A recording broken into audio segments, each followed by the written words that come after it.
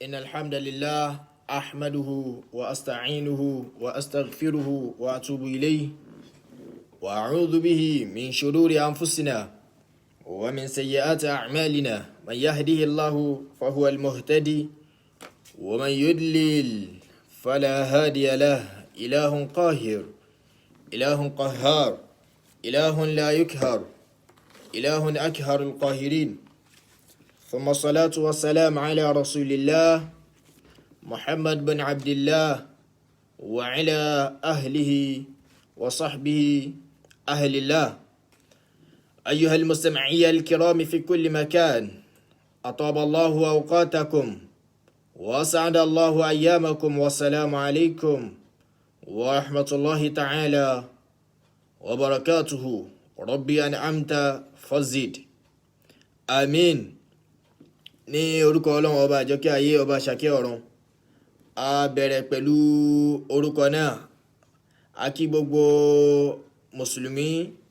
mùsùlùmá tí wọ́n ń gbọ́ wa jẹ́kìjádò gbogbo tí wọ́n ti ń gbọ́ wa pé ìkẹ́ Ọlọ́run, Ọlọ́run oore ajẹ́njẹ́tẹ́ rẹ̀ kó máa bẹ́ẹ̀ nìkọ̀ọ̀kan wa. Gbogbo bí tí ìkànnì Kwasu rédíò yìí fẹ́ dé, Ọlọ́run máa ṣàbá wa pẹ̀lú yín. Gbogbo àwọn tán wò wá lórí Facebook live náà,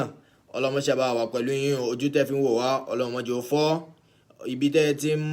mú tẹ́ fi ń wò wá, Ọlọ́run máa jẹ́ kí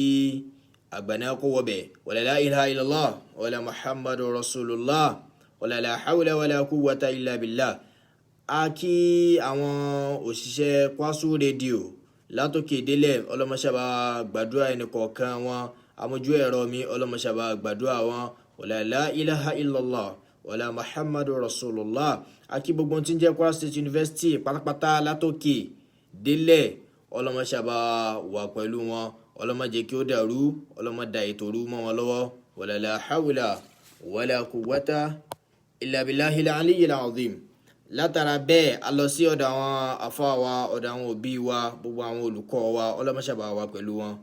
Gbogbo àwọn tán ṣẹ̀ wá sáyé, Ọlọ́run máa ṣàbá dúpẹ́ fún wọn, Ọlọ́run máa ṣàbá kẹ́ wọn. Rabbi irhamhuma kama rabbayani saghira. Ọlọ́run bá ti kẹ́ wọn kékeré, Ọlọ́run máa ṣàbá kẹ́ àwọn náà. Ọlọ́run máa ṣàbá kẹ́ àwọn náà, má fi wọn ráre Ọlọ́run. Wala la ilaha illallah wala Muhammadu rasulullah. Gbogbo àwọn àfáà wa, bàbá Sheikh Adam al-Ilori rahimahullahu ta'ala, bàbá Sheikh Kamaluddin al-Adabi, Maulana Sheikh Abdul Fattah Abiyona Ibrahim, Ọlọ́run máa ṣàbá pa gbogbo wọn pọ̀ kẹ́. Wọ́n tán kọjú sí Ọlọ́run máa ṣàbá òjò dẹ̀yìn tán fi ilẹ̀, Ọlọ́run máa jẹ́ ó bàjẹ́. Òjò kẹ́, òjò àánú, òjò àmójúkúrò, Ọlọ́run máa ṣàbá rọ̀ sí kẹ́bàrí gbogbo wọn àti gbogbo òkú mùsùlùmí ẹnì kọ̀ọ̀kan wa náà. Wala la hawla wala quwwata illa billahil aliyyil azim. Kí àwọn tí wọ́n bá ń wò wá lórí Facebook live kí wọ́n má bínú pé níjẹ̀ ìjọ Ọlọ́run ò kádàrá ká lè ríra wa wò báyìí. Àmọ́ àwọn tí bá máa ń gbọ́ Kwasu rédíò, àwọn rí wa gbọ́. Ọlọ́run máa ṣàgbàdo ẹnì kọ̀ọ̀kan wa. Wala la hawla wala quwwata illa billah. Ká tó máa wọ inú ọ̀rọ̀ lọ, gbogbo ohun tí ń jẹ́ Islamic Studies pátápátá ní Kwara State University, a kí wọn, a fi Professor Abdulsami Arikewuyo tó ń jẹ́ HOD wa, a fi kí gbogbo wọn. Ọlọ́run máa ṣàbá wà pẹ̀lú wọn. Àwa kí President wa Abubakar Ali tí ń ṣe ọjọ́ ìbí lónìí, Ọlọ́run máa ṣàbá wà pẹ̀lú wọn. Ọlọ́run máa ṣàbá gbàdúrà wọn. Wala la hawla wala quwwata illa billah. Látara bẹ́ẹ̀ náà ká lọ sí ọ̀dọ̀ Grateful Soul tí àwọn náà ń ṣe ọjọ́ ìbí lónìí, Hajiya wa Qudra Mahmood. Ọlọ́run máa ṣàbá wà pẹ̀lú wọn. Ọlọ́run máa ṣà jẹ́ kí ọ̀rọ̀ wọn dayọ̀. Gbogbo èyí tó ti dáná ọ̀rọ̀ wọn, Ọlọ́run máa jẹ́ ó bàjẹ́. Èyí tí wọ́n ń bẹ lọ́wọ́ sí, Ọlọ́run máa ṣàbá gbà. Wala la hawla wala quwwata illa billahi al-aliyyi al-azim. Naam, ní òní ibi tí a máa lọ, òun náà ni wípé gbogbo nǹkan pátápátá láyé ló ní sábàbí tiẹ̀. Ìpayín keke nínú ayé, òun náà ní sábàbí tiẹ̀. Toró ní nǹkan kan tí ó fà á, ó ní nǹkan kan tó fà á. Gbogbo kọ́láàkù tí ń bẹ nínú àgbáyé yìí, gbogbo ìgbòkègbodò tó wà nínú ayé tá a manage lọ́wọ́ yìí, ó ní tí ó fà á. Nínú tó sì fà á, tó jẹ́ àhámọ́, tó jẹ́ kókó jù, òun náà ni wípé lack of Islamic education. òun náà ló fà á. Bí o bá ti ní ẹ̀kọ́ Islam gbogbo nǹkan wọ̀ torí kò ní jẹ́ wípé lọ́dọ̀ rẹ̀ nìkan ni kó túbọ̀ yóò bà nǹkan jẹ́. Ṣàn pé wọ́n ní ẹni tí ò bá nímọ̀ tí bá sì wọ́n ń ṣe bẹ́ẹ̀ tó nímọ̀ kana ma yufsidu aktharu mimma yuslih. Ẹni tí ó mọ bàjẹ́ yóò pọ̀ ju ẹni tí yóò mọ túnṣe lọ. Ẹni tó wá fa gbogbo wàhálà yìí náà ni wípé kò sẹ́kọ̀ọ́ Islam. Bí yẹn bá lẹ́kọ̀ọ́ Islam ni yóò mọ̀ wípé ẹni tí Islam sọ ni, ẹni tí Islam fẹ́ ni, ẹni tí Islam ò sì fẹ́ ni. Ẹ jẹ́ lọ sọ́dọ̀ àfáwà Ibn al-Qayyim al-Jawzi. Àfáwà gbà wọ́n sọ fún wa wípé iyyaka wa zunub nínú àwọn ọ̀rọ̀ wọn olówó iyebíye, àwọn ọ̀rọ̀ wá ìwù wọn. Wọ́n sọ fún wa wípé iyyaka wa zunub, ó ní ó dọwọ́ wa pẹ̀lú ká máa ṣẹ̀. Ẹ má máa ṣẹ̀ o, ẹ máa sá fún ẹ̀ṣẹ̀ ni o. Gbogbo bẹ́ẹ̀ bá ti lè rí sá fún tó, òun ni ẹ sì máa sá fún ẹ̀ṣẹ̀. Torí kò sí ní tó jẹ́ sọ bẹ́ẹ̀ fa innaha ṣẹ̀rẹ̀ṣẹ̀ tẹ̀ṣẹ̀ yẹn adhallat abaka ba'da iz. Òun ló yẹpẹrẹ bàbá yín ba'da iz lẹ́yìn ìgbà tí ó níyì tán. Bàbá wa onísọ bàbá wa Ànábì Adam alayhi salatu wassalam, wọn àti ìyàwó rẹ̀ kò sí ní tó yẹpẹrẹ wọn lẹ́yìn ìgbà tí wọ́n níyì tán bí kì í ṣe wípé ẹ̀ṣẹ̀ náà ni. Ṣèbí ń tọ́lọ́hun ní ẹ má ṣe náà ṣe tó fi lé wọn kó nínú àlìjánnà lẹ́yìn nígbà tí wọ́n sọ fún wọn pé isjud tán sọ fún kíní pé Iblis wọ́n sọ pé kó forí kanlẹ̀, kò sí ní tẹ́jú ẹ̀ṣẹ̀ náà ni òun náà ṣẹ̀ náà fi lé jáde nínú àlìjánnà. Wa akhrajathu min aqtar, ó sì yọ kúrò nínú ààyè tí ń gbádùn nínú ọgbà tí ń gbádùn yẹn. Tọ́lọ́hun àti sọ fún pé iskun anta wa zawjuka aljannata, ìwọ àti ìyàwó rẹ̀ ẹ máa wà nínú àlìjánnà lọ, ẹ máa gbádùn. Kò sí ní tó gbé wọn jáde tó gbé wọn kúrò nínú ìgbádùn tí wọ́n wà bí kì í ṣe wípé àwọn náà ṣẹ̀ náà ni. Mudh sabal hawa Adam hawa, nígbà tí ìfẹ́ ẹnu Ádámà tó gbé ìfẹ́ tọ́lọ́hun ní sí ìtẹ̀lé tinú rẹ̀ pé báyìí mo fẹ́ ṣe. Ìsábal hawa Adam hawa, ìfẹ́ rẹ̀ yẹn ó gbé ìfẹ́ tọ́lọ́hun tó gbé sí tó gbé fún ó gbé ṣubú. Mo sì wá fẹ́ràn rẹ̀ tó mo ṣe kìlọ̀ fún ọ tó ọ̀tún agbọ́n tí mo wí náà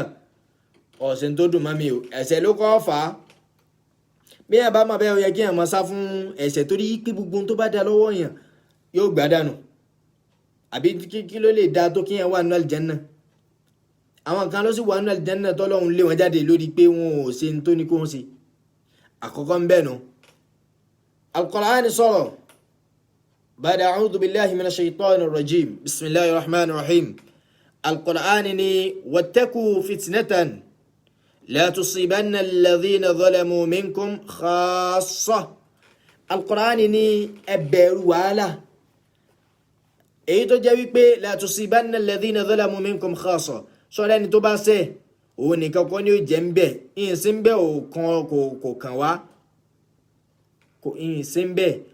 pé nínú súrà kan Olúwa ń sọ fún wa wípé òun fi ìyà jẹ wọ́n fasawaha, ó sì ṣe ní dọ́gbadọ́gba. Wala yakhafu uqbaha, òun ò sì bìkítà tí ó ṣẹlẹ̀ lẹ́yìn rẹ̀ pé àwọn èèyàn dáadáa máa wà níbẹ̀, àwọn èèyàn dáadáa máa wà níbẹ̀ bìkítà mo pa gbogbo wọn rẹ́ ni. Wọn ò ṣe èèyàn dáadáa, wọn ò ṣe tí mo ní ká ṣe. Ẹ̀ṣẹ̀ náà nù, ẹ̀ṣẹ̀ ló fà á. Al-Qur'an wọn sọ fún wa pé fìtínà tẹ́ ẹ bá ṣe tó jẹ́ wípé ẹni tí ó bá ṣe nìkan kọ́ ni ó dá ìyà náà jẹ, àwọn míì náà ó tún bá jẹ́ ń bẹ̀. Ẹ má ṣe irú wàhálà bẹ́ẹ̀. Ẹ má fi wàhálà báwọn ẹ má jẹ́ ó ṣẹlẹ̀ torí pé tó bá ṣẹlẹ̀ tán agbára yóò ní kà. Ṣé ńgbà tí wọ́n tí wàhálà ń bá lọ ṣẹ̀ wá ní ọ̀sẹ̀ fẹ́ máa bẹ Ọlọ́run ìgbà tó ti pẹ́. Al-Qur'an tó sọ bí kò tó ní dhahara al-fasadu fil barri wal bahri bima kasabat aydin nas. Al-Qur'an ní ìyìn tí ń jẹ́ ìbàjẹ́ dhahara, ó fojú hàn, ó hàn àwọn èèyàn ń ṣe hàn pé kí ló dé tó wọ́n wá ṣe báyìí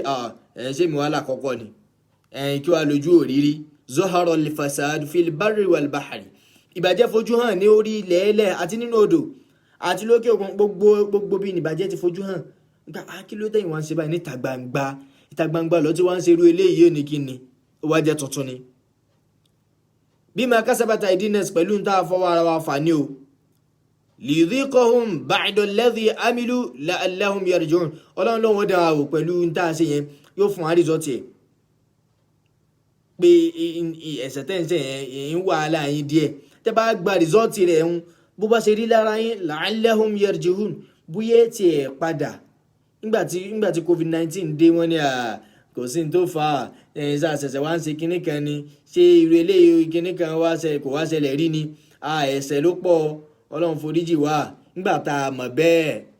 wọ́n gbà tán tún ṣí wa lẹ̀ nísìn tán dé wa mọ́nu ilé tẹ́lẹ̀ ìgbà tán tún ṣí wa lẹ̀ padà nísìn sáà tún bẹ̀rẹ̀ gbogbo nǹkan sí padà yóò ní àtòrí ẹ̀dẹ̀ yẹn gidi a tún padà síbi ihun tí ò yẹ ká padà sí náà ni olúwa sọ bá wọn. àfọwọ́ amiru shu'ara ahmadu shauki àwọn wá sọ̀rọ̀ kan fún wa wípé ṣẹ̀rẹ́ẹ̀kọ́ islam yìí wọ́n ti mọ́ kalẹ̀ ẹ̀rí pé àwọn ti jọ̀hún wọ́n ti ṣe nǹkan tó jẹ́ wípé àwa gan dé bá a tún gbádùn a sì ń ṣàdúrà fún wọn àwọn báwa ti ń lò lọ yìí èsì ní kẹ́rẹ́kẹ́rẹ́ kò yẹ ká ṣe báwọn ń tà ń ṣe ò dáa. amadu shauki wa ni banaita lahum min al-akhlaqi ruknun ó ní àwọn tó lọ ẹ̀yin yìí ẹ ti mọ̀ kalẹ̀ fún wọn min al-akhlaqi ruknun nínú àwọn ìwà ìsìláàmù tó dáa tí wọ́n lè máa wù táyé ò fi máa rọrùn táyé ò fi rọrùn fún gbogbo wa rúkúnù àti máa fún wa òpó kan àti gbé kalẹ̀ fún wa báyìí fàkánú rúkúnù àwọn tá a dé yìí àti fọ́ àbá òpó náà jẹ́ awó òpó náà àwọn àgbàlagbà àjọ ohun tó bá rí pé kí ní kí ní ẹ̀sà àṣẹ sùúrù ẹ̀sà àṣẹ kò le tó bá wọn ó dà mọ́ bínú ẹ̀sà àjẹ́ kí gbogbo ẹ̀ lọ rọ̀wọ́rọ̀ sẹ̀ àwa dé báyìí fàkánú rúkúnù ni àwa bá gbogbo kẹjẹ ní pé kí ni tó bá lè di wàhálà ẹjọ́ di wàhálà àádà gbogbo ẹ̀rú ni tó bá rẹ́ni sọ fún ọ wípé wọn yìí ṣe báwọn àwọn tà náà yìí ṣe báwọn nǹkan mọ̀kalẹ̀ lọ ń wò yìí tó bá lè dàrú ó dàrú mọ́jì ó dàrú àwọn tà náà ti mọ kó má dàrú kalẹ̀ ìwọ́ wá dé nísìnyí fanhadimu idtiroban wọ́n wá wo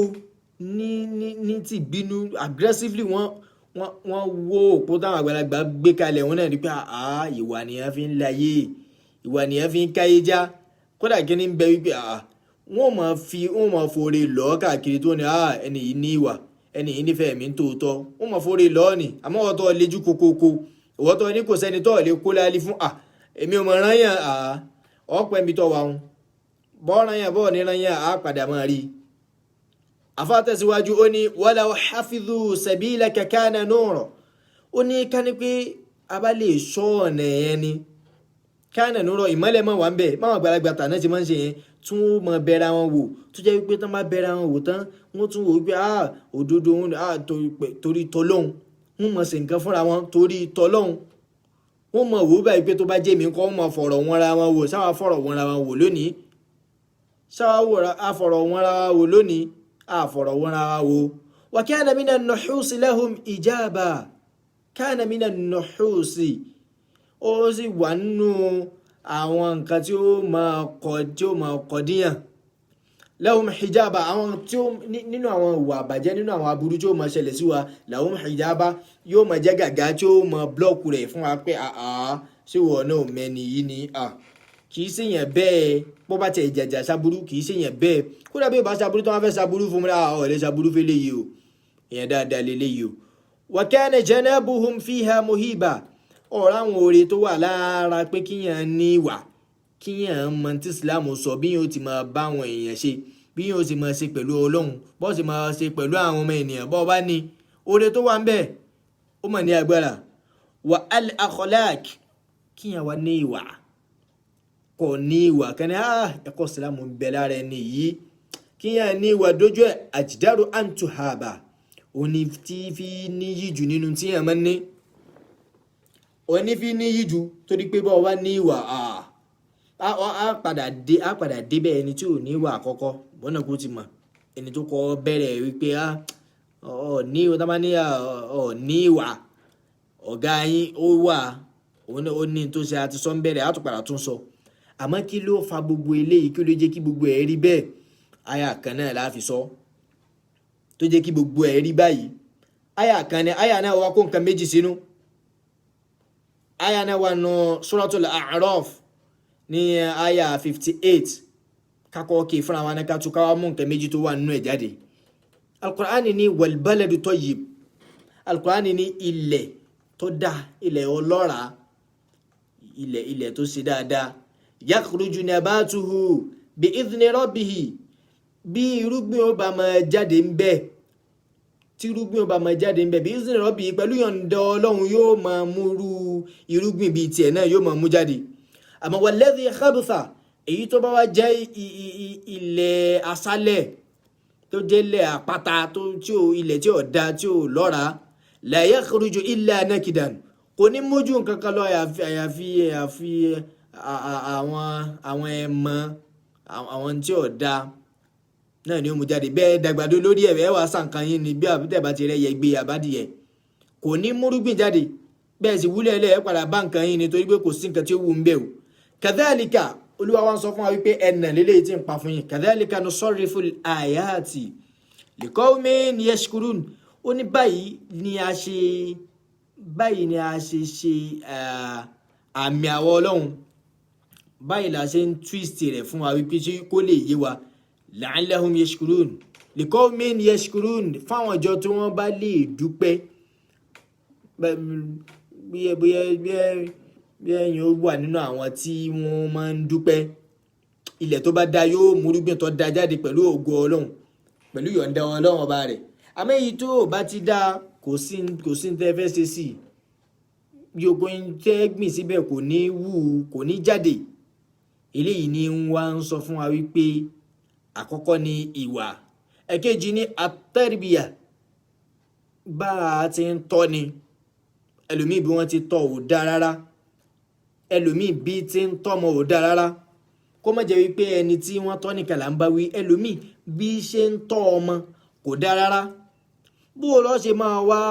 tọ́ ọmọ báwọn tó jẹ́ wípé ń tọ́ ọba ti gbìn kalẹ̀ báyìí, òun náà ni ó tún padà wù jáde lára rẹ̀, ọ̀tọ̀ rárá. Àti wá gbọ́ pé ọmọ wa lẹ́sìn Islam, anikulu mauludin yulad ala al-fitra, anabi sallallahu alayhi wa sallam, ó ní gbogbo àwọn ọmọ pátápátá náà bí lórí ẹ̀sìn Islam. Òbí rẹ̀ ní máa ń choose fún, ọ̀tún wá choose Islam náà, ọ̀tún wá máa ń pa Islam. Ṣé ta ń pé Islamic education la pè é? Bí ẹ̀ bá tá máa ń sọ pé Islamic education kì í ṣe wípé kó lọ léèwé lọ ka Islamic education là ń sọ. Ó gbọ́dọ̀ mọ̀ tí Islam wí, yóò ṣe máa ṣẹ̀sìn tó ní mọ̀ tí ń wí. Ó dàbí kí yẹn wà ń lu ni kọ́ ọmọ wa mọ̀ lu yẹn, kọ́ ọmọ mọ̀ ń pa lu yẹn, kọ́ ọmọ mọ̀ kankan pa rẹ̀, ó burú jáì. Àbí kí wọ́n béèrè ọ̀nà lọ́wọ́ rẹ̀ kọ́ wá ní èmi mọ̀ lẹ́yìn ibi tí mo wà yìí mọ̀ kankan, kò possible. Ẹ̀sìn tó wá ń sìn tó tún lọ jábọ̀ fọ́dọ̀ Ọlọ́run. Àbí tó bá dọ́dọ̀ Ọlọ́run ó máa sọ 2+2 ni, kò sẹ́yìn òun ò ṣe sọ. Àbí French ló máa sọ sí pé mo gbọ́ French, mo mọ̀ gan kí alọ́ gbọ́dọ̀ ọmọ tí ń jẹ́ kọ́ Islam, ọmọ tí ó bá ti tí wọ́n bá ti fẹ́ kọ́ Islam tọ́ foundation wọn ò dó dáadáa tó, torí pé bó bá padà lọ ṣe medicine, bó bá ti lẹ́kọ̀ọ́ Islam yóò mọ̀ lápá lára rẹ̀ ń bẹ̀, á mọ̀ rí ń bẹ̀ pé eléyìí lẹ́sìn jàre. Kódà kò ní ìdíkà béèrè ẹ̀sìn tó ti ń ṣe, á sàmọ̀ pé eléyìí lẹ́sìn. Bó bá ṣe tó bá yẹ pé engineer ni, á mọ̀ bá ń bẹ̀ pé eléyìí ẹlẹ́sìn lélẹ́yìí, torí pé wọ́n ń ṣe nǹkan rẹ̀ níwọ̀n tún wọ́n sì. Bá ti ń tọ́ ọmọ nísìn kò dáa. Gbogbo nǹkan ló sì ní ìwúlò tiẹ̀, kódà tó fi máa aṣọ. Àwa àti àwọn ọ̀rẹ́ wa ní ọ̀sẹ̀ tó lọ àjọ ń sọ̀rọ̀ wípé ẹni tí ìwọ native, bí native ṣe wà ó ní àwọn èèyàn kakún wípé nígbà tá a lọ sàlátù, ṣé dandan ni kí ẹ̀ tẹ̀ wọ native ni, ṣé dandan ni kí ẹ̀ wọ ni, òun náà nípa tí ń kó. Àwọn ń sọ wípé ẹni tí ó jẹ́ wípé láti bẹ̀rẹ̀ gbogbo tí ń bá ń wò kó lọ, gbogbo yín lòdì ẹ̀sìn ní ń lòdì kìnnìkan ní English dress ní máa ń wọ̀, ẹ wá wọ jíǹsì fún láti ilẹ̀ títí tó fi dàgbà. Tó bá yá irú jíǹsì tẹ́ ń rà fún un yóò padà ní òwú, yóò wá èyí tí wọ́n ti ya díẹ̀ ń bẹ̀, yóò lò fáìn. Irú ẹni bẹ́ẹ̀ yóò di wípé àbí tẹ́ mọ́ ń gbé sókòtò sí fóun yìí látijọ́ yìí náà yóò sùn wálẹ̀. Bẹ́ẹ̀ náà ẹni tán rán létí fún yóò wá wò wípé aṣọ tán rán fún mi yìí láti kékeré, aṣọ náà ń fẹ́, bó bá yá ẹ̀jẹ̀ mọ́ aṣọ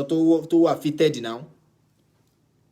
díẹ̀díẹ̀ in tí wọ́n bá kọ́yàn ìyẹn máa ń mọ̀ ju ẹni tó kọ́yàn lọ ni ìyẹn ti máa ń gbọ́ iye ju bọ́n ti sọ fún yàn lọ. níṣẹ́ báyìí kí wọ́n gbàṣọ tó fẹ́ fàgbàlagbà yóò ní àwọ̀ lọ́lọ́wọ́ kódà bó jẹ́ aṣọ tuntun lọ́tún ṣe bọ́ọ̀bá ti lè tún ṣe ìníwọ̀. bẹ́ẹ̀ náà ni ẹni tó wọ́n ń fi nǹkan ẹjọ́ máa mọ̀ irú ẹni bẹ́ẹ̀ bí ó ṣe wá wọ gíní tí ó ṣe wá gbé sí yans level ẹja máa wò ó. àbí bí ó ṣe wọ material tó wà ní ẹ̀bá ńlá material lórúnkún mo fẹ́ kó crazy mo fẹ́ kó crazy kò ṣeé ṣe gbogbo orú nǹkan báwọn òun náà ní ó ní tiẹ̀ kí wọ́n wá wọ gbogbo ẹ̀tọ́ kó wá fi chain lé lọ́kùnrin kó wá wọ jàlábíà kó wá fi chain lé ó rí pé kò bá a mú tó bá wọ láti ilẹ̀ báwọn yóò rí pé kò bá a mú àfẹnití nǹkan bá ń ṣe lókù ẹ̀kọ́ Islamic education ni ò sí ń bẹ́ẹ̀ bí Islamic education bá wà ń bẹ́ẹ̀ àwa wọ jàlábíà tán kó wá gbé chain lé kò sí ń bẹ́ẹ̀ tó bá wà ń bẹ́ẹ̀ ni yóò mójútó dáadáa. ó ní wípé gbogbo ibi tí wọ́n ń gbọ́ wa gbogbo ibi tí ìkànnì Kwasu Radio bá dé pátápátá àtàwọn tí wọ́n wà lórí Facebook live bí ó ṣe tọ́ ọmọ ó ṣe pàtàkì torí pé ń tọ́ ọba kọ yóò mọ̀ ju bẹ́ẹ̀ lọ àkọ́kọ́. ẹ̀kejì ni pé ń tọ́ ọba gbìn sí lára ni ó padà máa jáde àti wípé Ànábì sallallahu alaihi wasallam ní alwaladu sirru abi ní ọmọ ni àṣírí àwọn òbí ẹ̀ intense ní í ṣeun bẹ́ẹ̀ ṣe jẹ́ òun ní í ṣeun torí pé n tí òbí bá jẹ́ àbí n tóbi bá ti ṣe àbí n tí òbí bá ń ṣe ẹ máa rí lára ọmọ tẹ́ ẹ bá rí nínú àwọn ọmọ tí òbí wọn bá máa ń lura wọn lé ẹ ti rí i pé kọ́rọ̀ ọmọ ti dọ̀rọ̀ báyìí ni yóò ti sáré bọ́ ẹ̀wù kí ló dé ìjà ṣe wá rọ̀ wọ́ lọ́rùn báyìí lẹ́ni tí ò rí ibi tán ti nàyàn rí ṣé òun ní ó wá sáré bọ́ ẹ̀wù ni kò ní bọ́ ẹ̀wù nǹkan ṣe ní sáré lápá ní ara rẹ̀ òun ni wípé tí yẹn bá gbìn yọ̀ ní ọ̀jáde bí yẹn bá gbìn dáadáa sára ọmọ yàkùrújú náà bá tù ú bí ìsìn rọ̀bì yóò dáadáa náà ni ó tún jáde lára rẹ̀ yóò tún á jáde sí i wàlẹ́dì kàbúsà èyí ilẹ̀ tí ò da bẹ́ẹ̀ bá gbìn àǹkà burú sára ọmọ ìyìn tí ò da náà ni ó jáde kódà yóò tún á burú pé bó ni wọ́n tiẹ̀ sí tún á rí yóò burú jù bẹ́ẹ̀ lọ. ó ní wípé ìwọ náà mójútó bọ́ọ̀ bá ti fọ́mọ rẹ ní Islamic education tọ́ ọ̀fi ilẹ̀ kó mọ ohun tó wù nù torí pé lọ́sẹ̀ tó lọ ìyá báwọn kan wọkọ̀ wá ní in tó bá wu ọmọ ló lè ṣe náà kò ṣe fọ́ọ̀sì kí ẹ wá ṣe irun tí ò dá sórí kí wọ́n á ní lọ gẹ̀ kò ṣe fọ́ọ̀sì náà nǹkan tó bá wù ló máa ṣe tó bá wù tó bá yá lọ gẹ̀ tó bá dẹ̀ wù kò ní gẹ̀ ìṣe jẹ́ bẹ́ẹ̀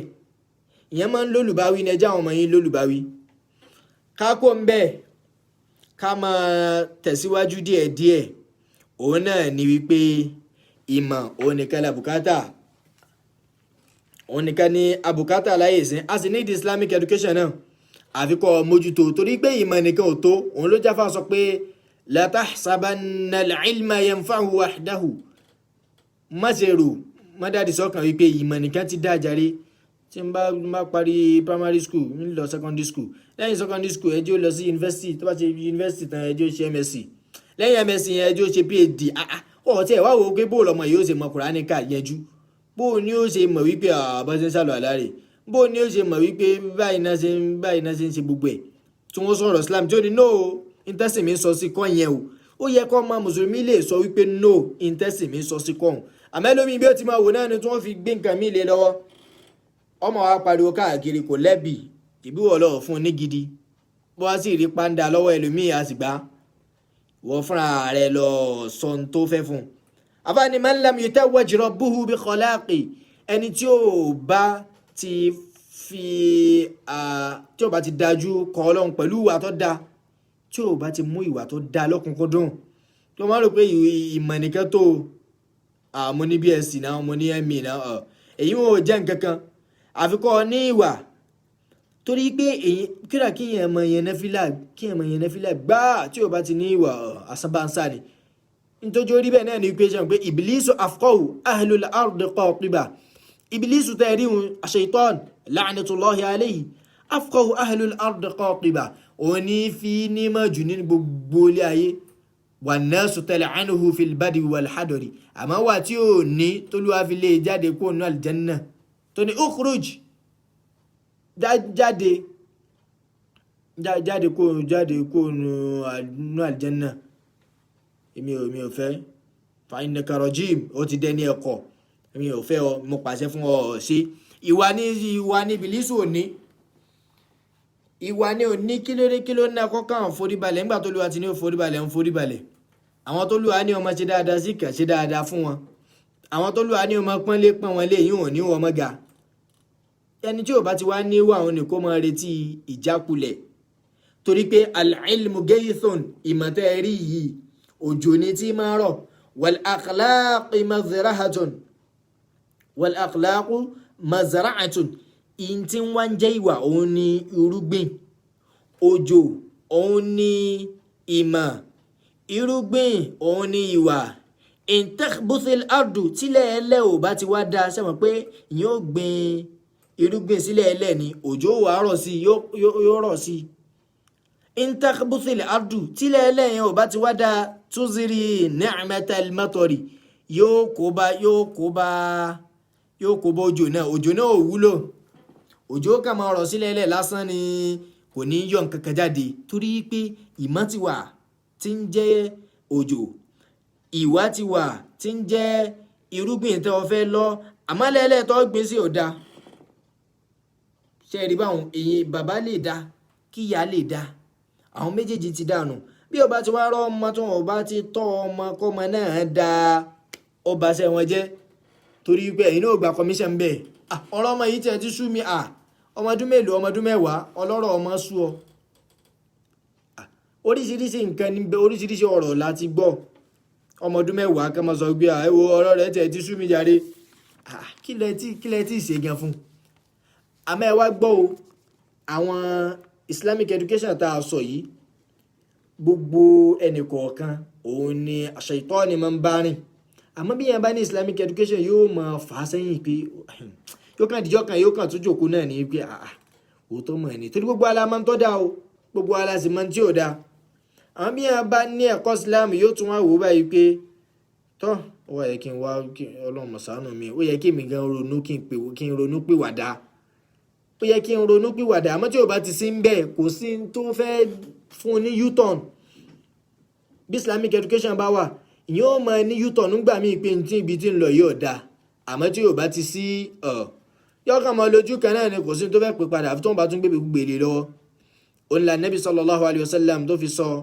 pé la takunu imma'a mọ́tẹ̀lé ayé blindly ọ̀rọ̀ àwọn ẹgbẹ́ mi bá ṣe ń wa Lexus níṣẹ́ bá ṣe ń wa Venza má tẹ̀lé wọn blindly má wà nínú àwọn tí má tẹ̀lé yẹn blindly tí wọ́n máa sọ wípé in ahsana nasu ahsanna bí àwọn èèyàn bá ti dá àwa náà dá wa in zalamu zalamna báwọn mi nìyẹn bá ti ya aburú ní tó bá téèyàn bá gbé wá ní gbé fún lásìkò yìí o bí yẹn bá ní òun ò gbádùn èmi kí ó sọ fún pé mi kò gbàgbó walakin waqtinu anfusakum àmọ́ pọkàn ara rẹ pọ̀ in ahsana nasu pé táwọn èèyàn bá ya dáadáa an tuhsinu èmi náà yà yẹn dáadáa ni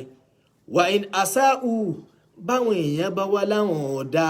tá láwọn fẹ́ yéèyàn bú tá fẹ́ yé èṣù sí mi lọ́rùn fala tadhlimu èmi ò ní ṣàbòsí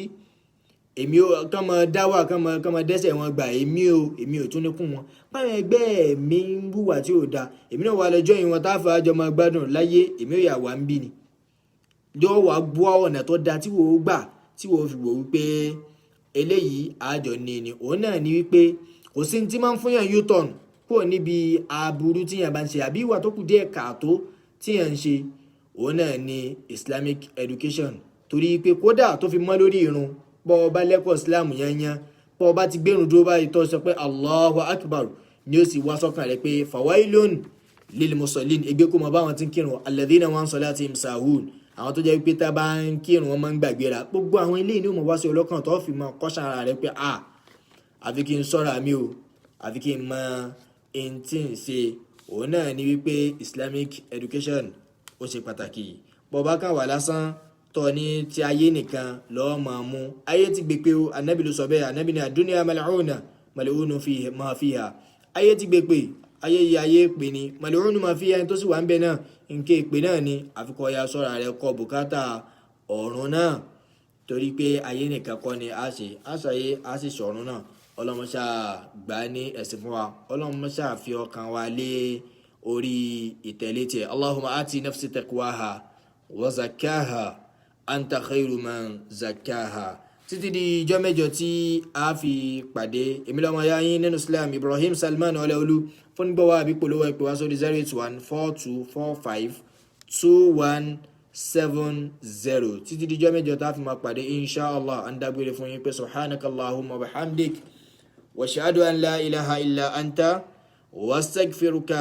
wa atubu ilayk. Madrasatul Fathi tafaqahu fi ddin.